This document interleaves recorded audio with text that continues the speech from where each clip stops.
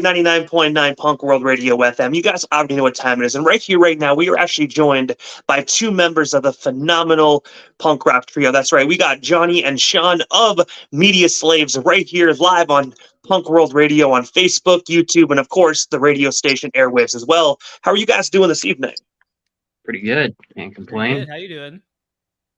Doing best I can possibly be, man. Just looking definitely happy that it's pretty much midway through the week, man, and we actually start the weekend, man. I got a lot of great stuff coming up on the weekend, so hopefully this week continues to go past relatively fast. What you got going down on the weekend? I'm going to be going to see Blink-182 not once but twice. So Not once but twice. Wow. Yeah. I've been, as the band would say, I've been edging since October. So it literally October to now went super quick in my life. So hopefully this week can continue going at that same rate. That's awesome. I'm actually going to see them next month, I think. So yeah, pretty excited. I heard their set sounds phenomenal, man. Like, I mean, I'm in the Blink-182 groups on Facebook, and I just been seeing some things, man. And holy crap, like the songs they're playing, how Tom is sounding. It's like 2023 is definitely a great year to be a Blink-182 fan. Absolutely. Boom. Yeah, I watched a little bit of their Coachella set on YouTube, and yeah, they were sounding really good, and everybody seemed super hyped. They have a really interesting intro going on, so. Yeah, it looks like it's going to be a fun show. And I definitely agree, guys. But obviously, you guys are Mediaslaves, so we're gonna focus on you guys. But I got to take you back to the beginning of this amazing band of yours, and I have to ask, like, how did you guys actually first meet and get connected and form what we now know today as Mediaslaves? Sure. So, yeah. So basically, in the very, very, very early beginnings, me and our drummer Taylor were just kind of jamming out, feeling each other out. We had met at a haunted house, actually, that we just worked at during Halloween time. He wore a Cannibal Corpse sweater, and I was just like, who's Cannibal Corpse sweater? And we just kind of vibed from there. And in the early days, we had actually a different singer / bass player named Danielle, who we did a couple shows with. And I think it was our second show we met wonderful Sean over here, who we were a very nice vibe. And then when Danielle said that she wanted to, or felt that she needed to kind of move away from the band for a bit, we brought Sean on board we had a show booked, and we just didn't want to not play the show. You had a Battle of the Bands booked. Battle of the Bands. Yeah. And I just kind of hopped on vocals out of necessity because we couldn't find a singer in time. And Sean stepped in, and we just loved him so much that we asked him to join us forever and ever and ever and ever. Forever. Yeah. I kind of joined tentatively, and then over time, it just kind of became a permanent thing. And going back to that Battle of the Bands here for a moment, because obviously Battle of the Bands, and no matter what concert it is, when it comes to Battle of the Bands, that right there is a very like prestigious type of thing to actually go up for, because at the end of the day you're trying to win something. So when you actually took vocals there, Johnny, like how was it? Were you guys nervous, or when you three took the stage as what you are now, like did all this come flawlessly for you guys? Oh, I was definitely super nervous, especially because I've never been the biggest fan of my vocal style, especially at the time. Like, it took a lot just to, oh my God, I'm going to sing on stage. That's crazy. I couldn't comprehend my mind.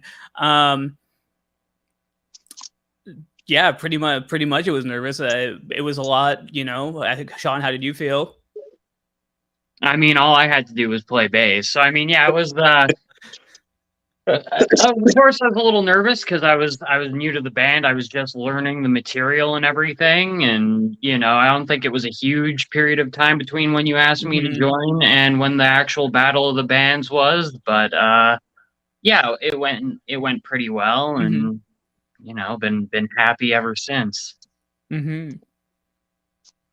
And also as well in October 2020, the Moshville Times in England, United Kingdom, actually named you guys their band of the day. I was wondering if you can actually tell us a bit more about that. And of course, what was it like actually getting recognized so early on within your guys' band by an international media outlet? Yeah, it was pretty interesting. Moshville Times have given us quite a bit of love, especially back in our early days. So shout outs to them for sure. It was back then, it was COVID time. So a lot of just trying to pass the time, especially for me, was to, just reach out to all these different publications, just see who would even, we had like maybe like 2 songs at the time. And it was kind of like blindly reaching out to people. It's funny because like we're called Mediaslaves, which is like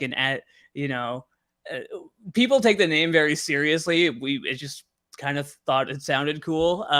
But we utilize social media a lot to kind of raise awareness of the band and network. And that's kind of how we found Moshville Times as well.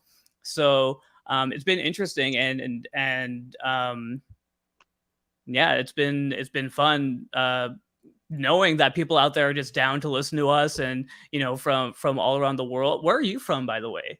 Oh, you're from Canada, but whereabouts in Canada? We're on the East Coast, so we're actually in Prescott, Ontario. So it's a little small town in between Ottawa and Kingston. Mm-hmm. Awesome. Cool. So yeah, even like East Coast of Canada, Costa Rica. We're going to be playing in the UK pretty soon, so that's going to be super fun. Anything to add to that, Sean? Not really. I mean, I think you covered all of it. Yeah, playing England in the summer, and we just played Vancouver Island for the first time, and that was a lot of fun. So we're starting to get out to new places, and we're excited to do more of that. I mean, it's kind of the dream would be to just tour all the time. That'd be great. See the world and play music. Yeah, that's the vibe right there. And Johnny, a few moments ago, you briefly spoke about, the name Mediaslaves. But I was wondering, what actually made you guys decide to name your guys' band that? Because honestly, like that name is very unique. You don't really hear, bands really using those kind of names. Originally, the name that was kind of popping in my head during the early days was Debt Slaves, because I was a film student in thousands and thousands and thousands of dollars in debt. And, it's kind of working away, just trying to figure out how I'm going to pay that off. And I think the moment Mediaslaves just kind of popped in my head was when I was sitting on either a public bus or the SkyTrain or something. And I was just looking around, watching everybody just kind of look at their phones, and just everywhere you turn, everybody's on their phones. And, I'm equally as guilty of it all the time. Sometimes I'll sit there and I'll be sucked into my phone, jumping between Facebook, Instagram, email, nonstop for hours. And just be like, where'd the time go?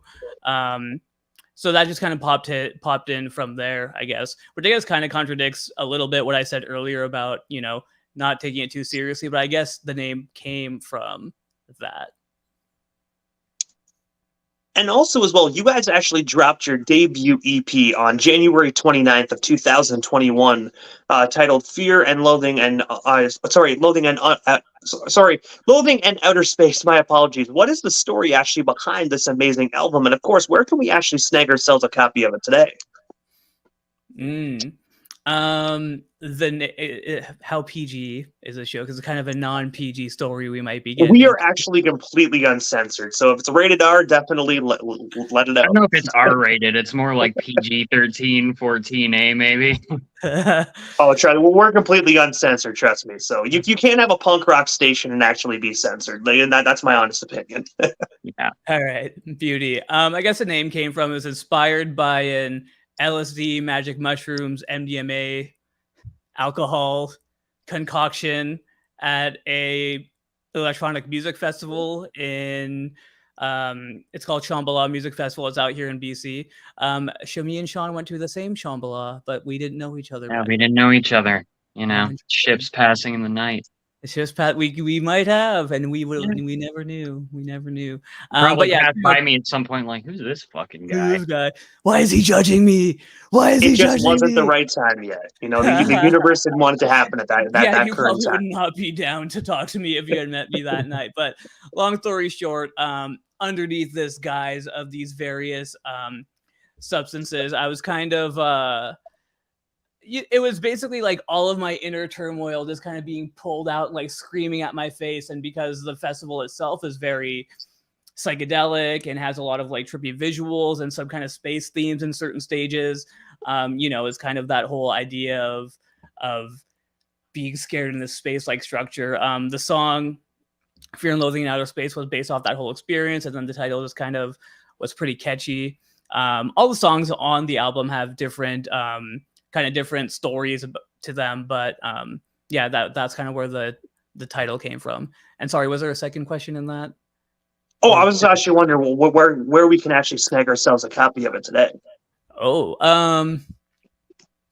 It's available on all your favorite streaming platforms. We haven't done any physical media for it, but Spotify, Apple Music. If you just feel like looking up the songs on YouTube, you can find it on there. And yeah, you could donate on Bandcamp if you want, but I think it's free on Bandcamp, or you could pay by donation.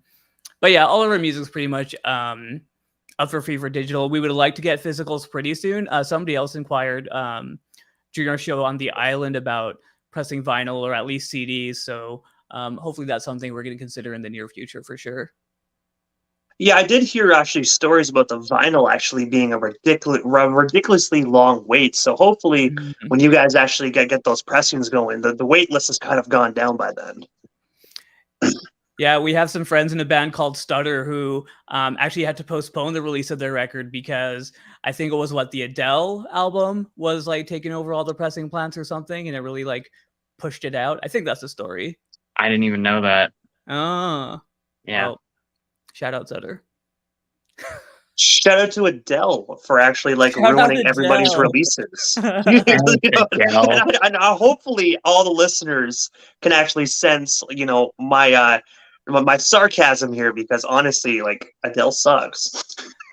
I like Adele. I don't mind some Adele. I mean, it's not something I'm throwing on any of my playlists, but she's got a nice voice, Depends if I need a good cry. When an Adele song comes on, I don't hate it. I'm like, yeah, this is pretty, like could have had it all, Sean. Rolling in the deep. Well, as long as you don't do Island Boy this time, Johnny. Dude, everybody cringes when I show them that video. Everybody cringes. It's hilarious. It's hilarious. Long story short, little side note. So for the entirety of us waiting for the show we were going to play on Vancouver Island, I wanted to sing Island Boy because it was funny, and I thought it would be hilarious. We were on an island. Because we were on an island. And I thought, this will be funny. It might not everybody will love it, but it'll. And I thought about it. I said right from the get-go, I'm like, this isn't going to work. This isn't going to work out. Oh my God. And then I was like, you know what? Just before we played, I'm like, I'm not going to do the Island Boy thing. It's stupid. But I'm like, you know what? I've been thinking about it too long. I can't turn back now. And I had to dedicate. And it went hilariously, in my opinion. Yeah. He was greeted with crickets, a look of pure disgust from my side of the stage. And I mean, props to you for actually doing it. But there was one person in the video who the whole time I was talking, because remember how I was hyping it up too? I'm like, do you guys want to hear a song that we've never played before? Are you getting stoked to hear a song we've never played before? And somebody in the background is just like waiting for us to drop the track. And then it's like, I'm an island boy. And he's just like, puts down the heart immediately. Oh my God. Immediately took down the heart. But yeah. So I'm guessing nobody clapped afterwards, nobody laughed. It was just pure crickets. 2 people joined in on singing with them, and then there was just this awkward silence after. And in my head, I'm like, oh my God. Oh man, it was perfect. Well, if I Anyways, was there, I'd definitely be the third person joining in because honestly, I find that's funny as hell. hey, the video's on our social media if you want to look at it. Mm-hmm. And also, I know we spoke a few moments ago about how you guys actually were actually in London, England for like the media wise in London, England, but you guys were also included in the Australian publication Punker Nation. I was wondering if you can actually tell us a bit more about that, and of course, what was it like actually seeing yourselves in that particular magazine? Because again, that's another very far away media outlet to actually be included in. Yeah, I mean, same idea, right? Just the fact that people in other countries are discovering us or and writing about us and posting about us and like us enough to actually give us that little bit of a spotlight. Um, yeah, it's like I'm super honored about that, and I don't know if Sean has anything to tack on there. It's always awesome seeing us seeing our name come up in a publication from somewhere across the world. Mm-hmm. It does feel really good, and the first thing that always pops into my mind is tour, like someday. Mm-hmm. But we're really appreciative whenever anybody does anything like that, writes about us, and puts our name out there, especially when they're that far away. It's so awesome to have people in other places take an interest in what we're doing. So yeah, Mm-hmm. it's great. And No, I'm done. And it's not even just like publications either. Like when people message us on Instagram from other countries, or like follow us on Facebook, it is very interesting, especially now in the world of Reels, where it's organically pushing your live videos out to anybody who's interested in this type of material. It's pretty cool to see it reaching people in these kinds of places. And also, as well, on April 14th of 2023, you guys actually released the amazing single titled Doom Scrolling. I was wondering if you can actually tell us a bit more about this particular song. And of course, do you guys have any plans to actually release another album this year in 2023 or the foreseeable future? Mm-hmm. Yeah, doom scrolling is pretty much exactly what the title suggests. It's about reading stuff on the internet, letting it get in your head. It was written, amongst the chaos of COVID and kind of the shit show that the internet was at the time. And just people hating on each other and a bunch of information flowing back and forth and nobody really knowing what's going on. And for me, it was just a very like toxic time on the internet, regardless of whether you're of what side of vaccines or COVID or whatever you are. I just think there was just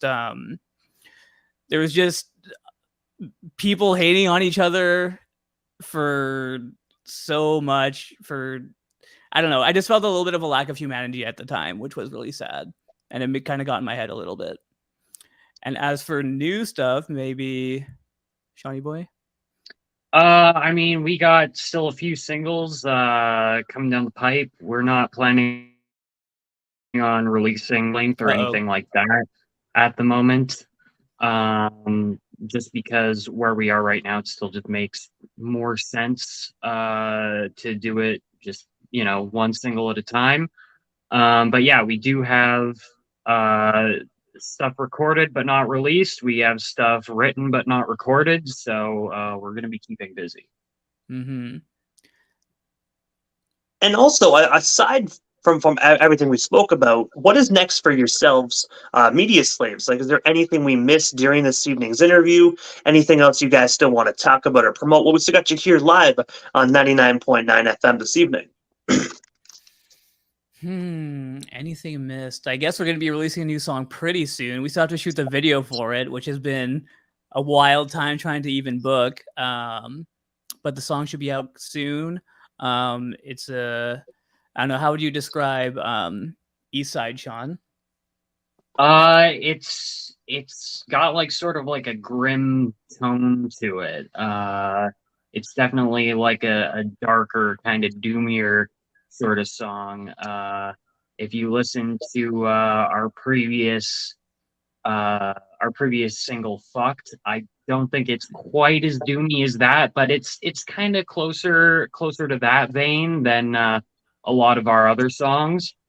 And we also have shirts online if you want to go and buy one of those. Anybody listening to this, Johnny, I don't know what's the website we sell our shirts through again. It has some super long link because we use some free store, but There's a link on our site. Yeah, you can find it on our website, mediaslaves.net. There's a link. So, buy a shirt. It's really cool. People like it. So, yeah. Yeah, we got to print more pretty soon. Aside from that, yeah, I guess just keep in touch with us. We're most active on Instagram, and we reply to everybody's messages, and we will be releasing a bunch of new songs over the course of the next few months, or over the course of the next year, I guess. And we'll be back in the studio hopefully around August to record some more. The direction our music is going in is kind of splitting off into, we have our punky stuff, and then we are almost going this almost hardcore doom kind of direction in other tracks, which I think will be an interesting contrast. Would you agree with that, Sean? I'd say that's fair. Yeah. Mm-hmm. So we'll see how people react to that. We have one song kind of in the pipes that's very poppy. I'm almost curious to see how. Maybe not very poppy. I don't know. How would you describe that one? You know what I'm talking about. I'd say it's not like poppy, but it's like the riff, at least, it sounds like a almost like a radio rock sort of thing. Maybe a little bit more punk than radio rock, but definitely like, I don't want to say pop punk, but inching closer to that sort of direction.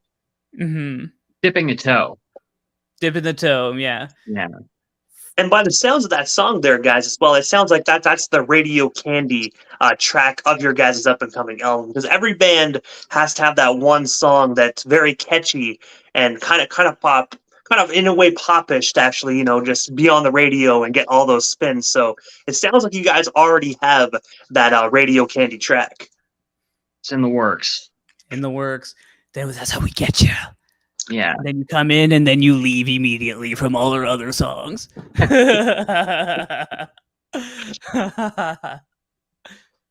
But I got to say, first and foremost, Johnny, Sean, thank you so much for just giving us a bit of your time here this evening and sliding into the 99.9 FM airwaves. It was such an honor to speak with both of you guys.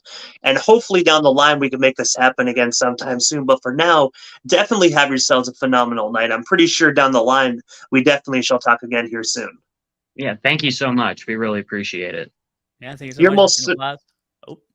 You're most certainly welcome, guys. Thank you so much again, and definitely have yourself a kick-ass night. Have a great night. Catch you later.